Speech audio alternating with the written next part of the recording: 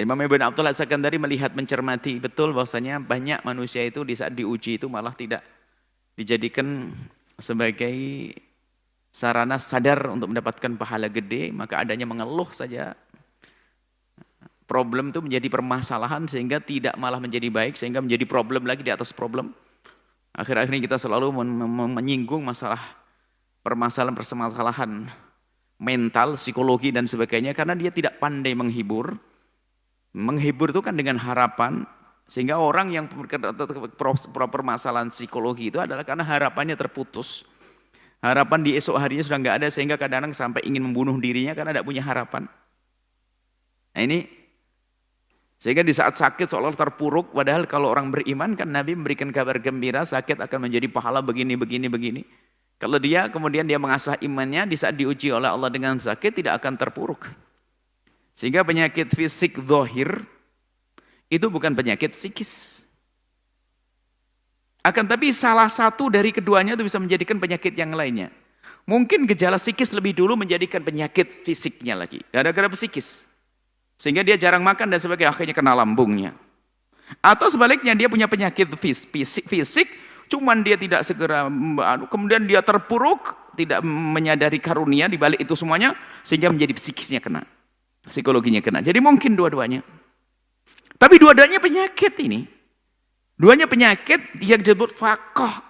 Maka apakah orang yang kena penyakit fisik atau psikis, kalau dia menyadari itu penyakit, kemudian yahtasib minallahi ajra, mengharap dari Allah pahala, berusaha untuk cari obat, maka usahanya pun jadi pahala. Itulah yang disebut oleh Imam Ibn Athaillah As-Sakandari, ini akan menjadikan kamu mendapatkan mazid, tingkat pangkat tinggi. Maka kami beri motivasi yang punya gejala masalah-masalah. Termasuk kena waswas. Waswas mula-mula adalah ada waswas syaitan, ada waswas nafsi. Waswas nafsi adalah yaitu yang disebut dengan istilah waswas qahriyah, masalah waswas tentang sudah wudu kayak belum wudu ini kan. Nah, itu sudah sebetulnya adalah yang kena adalah psikisnya juga. Dan itu berbahaya juga kalau dibiarkan. Tapi kalau dia berusaha untuk memeranginya, saya harus sembuh, pokoknya aku lawan, nggak boleh aku turuti. Terus dia berusaha, dia jihad, dapat pahala dia. Tapi kalau membiarkan saja akan berlarut, makanya sama dengan penyakit yang lainnya, penyakit fisik juga. Kalau dia membiarkan penyakit fisik begitu saja, sementara dia bisa berobat bunuh diri dia. Haram, tidak boleh. Bisa berobat, nggak mau berobat. Usaha itu wajib. Tawakal itu adalah setelah usaha. Harus begitu. Usaha dulu baru tawakal. Usaha baru tawakal. Ya, seperti itu. Kemudian usaha tawakal. Serahkan, termasuk kan namanya kita was-was yang psikologi yang terganggu. Yang lainnya pokoknya semuanya sadari penyakit fisik itu sakit. Psikis, psikologinya itu terkena sakit juga. Sakit itu namanya faqah, hilang harta, hilang, kurangnya kesehatan, kurangnya harta, kurangnya nyawa, itu namanya faqat. Maka hendaknya kita sadar faqat ini, alangkah banyaknya seseorang dengan faqat, kekurangan ini, maka justru dia akan melambung dalam pangkat tinggi. Ma la tajiduhu, yang tidak engkau temukan fis shaumi was sholati, yang tidak bisa dibanding, tidak bisa dikalahkan oleh puasamu dan sholatmu. Enggak kamu ketemukan di dalam sholatmu dan puasamu.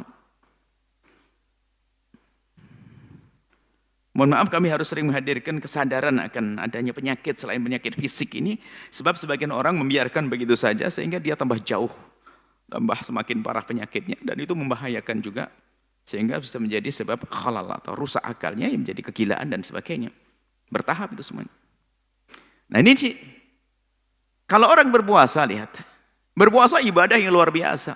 Hebat, bukan berarti ini beliau Imam Ibn Athaillah merendahkan, tidak, memberikan kabar gembira kepada siapapun yang diuji dengan faqat tadi, kekurangan-kekurangan, sakit segala macam tadi, bahwasanya kita bisa berikhtisab, mengharap kepada Allah di balik itu semua dengan pahala yang besar yang tidak bisa didapat dengan puasa dan sholat sekalipun.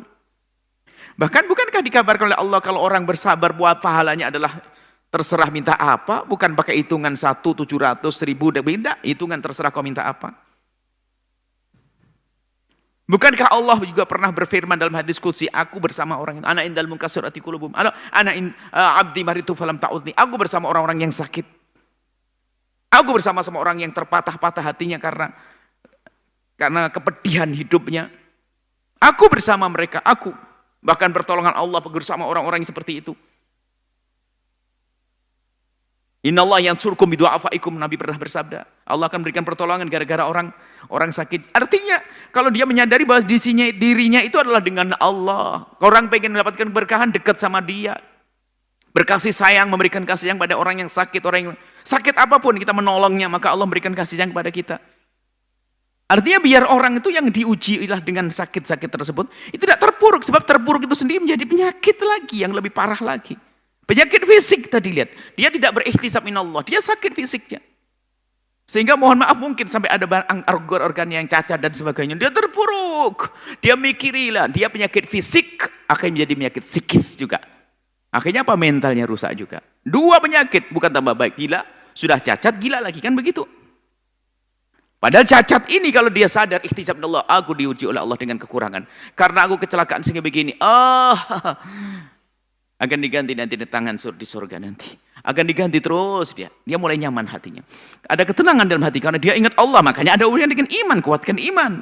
Makanya cara yang paling nomor satu harus didahulukan dalam menyelesaikan problem-problem psikologi adalah bagaimana menguatkan imannya.